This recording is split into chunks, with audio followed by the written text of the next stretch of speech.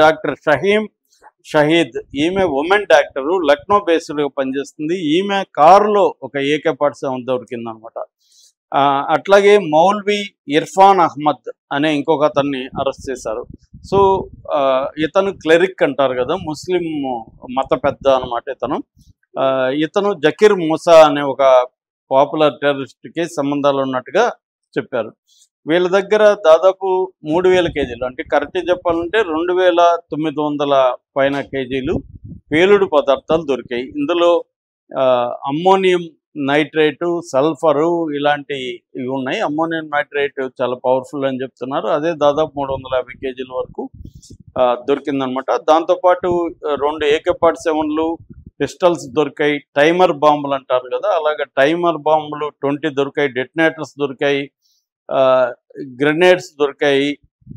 So అట్లాగే పాకిస్తాన్ టెర్రరిస్టులతో ఉన్న connection కూడా దొరికింది. సో వీళ్ళు కూడా జైషే మహమ్మద్ సంస్థ దీని వెనక ఉంది. అట్లాగే AGUH అనే ఇంకొక సంస్థ కూడా వీళ్ళ వెనక ఉందని చెప్తున్నారు. వీళ్ళని అరెస్ట్ చేసిన కొన్ని గంటల్లోనే మనకి ఢిల్లీ బాస్ జరిగింది. అయితే వీళ్ళని ఎలా పట్టుకున్నారనే దానికి అక్టోబర్ 19న జైషే మహమ్మద్కి సంబంధించిన పోస్టర్లు బున్పోర్ నౌగమ్ అని శ్రీనగర్ కాలనీలో ఒక ఏరియా, శ్రీనగర్లో, జమ్మూ కాశ్మీర్లోని శ్రీనగర్లో బున్పోర్ నౌజన్ అనే ఒక ఏరియాలో పోస్టర్లు పడ్డాయి. ఈ పోస్టర్లు ఎవరు వేశారు ఏంటనేది ఇన్వెస్టిగేషన్ మొదలైంది. CCTV ఫుటేజీల ద్వారా ఎవరు వేశారు ఏంటనేది ట్రేస్ చేయగలిగారు. అందులో ఇద్దరిని పట్టుకున్నారు. ఆ ఇద్దరి ద్వారా వీళ్ళ వివరాలు తెలిసాయన్నమాట. ఆ తర్వాత అక్టోబర్ 30లో కొంతమందిని అరెస్ట్ చేశారు.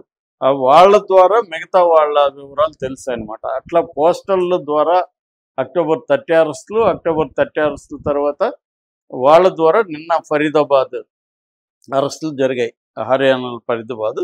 ఇలాగా వీళ్ళని పట్టుకోగలిగారు. అంటే పోస్టర్లు వేయడం ద్వారా అక్కడి నుంచి లింకుల్ని తీసుకొని వచ్చి పట్టుకున్నారు.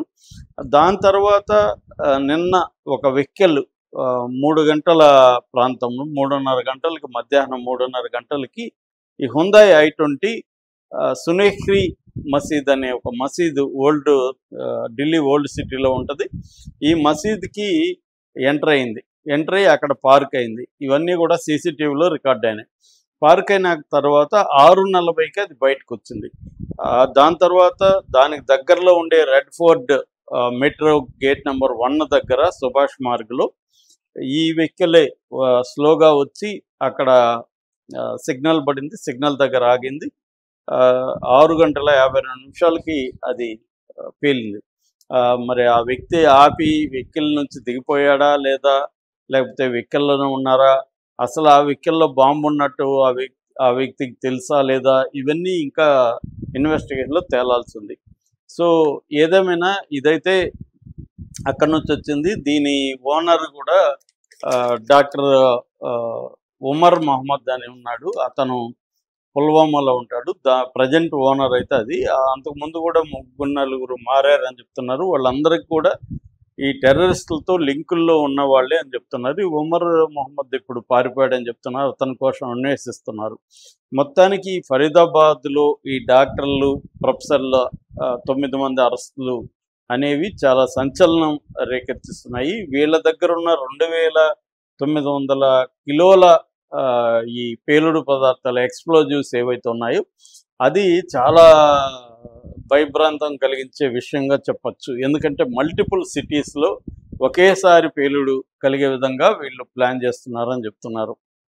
సో వీళ్ళు గత కొంతకాలంగా కొంతమంది యూత్ని టీమ్స్గా రెడీ చేసి వీళ్ళని వివిధ సిటీల్లోకి పంపించి ఈ పేలుడు పదార్థాలను వెహికల్లో పెట్టి ఒకేసారి మల్టిపుల్ బ్లాస్ట్లు మల్టిపుల్ సిటీస్లో పేలి దేశాన్ని భయభ్రాంతం చేసే ఒక కార్యక్రమం చేస్తున్నట్టుగా చెప్తుంది. దీన్ని వైట్ కాలర్ టెర్రరిజం అని మన ఇండియన్ ఇన్వెస్టిగేటివ్ ఏజెన్సీలు చెప్తున్నారు అన్నమాట.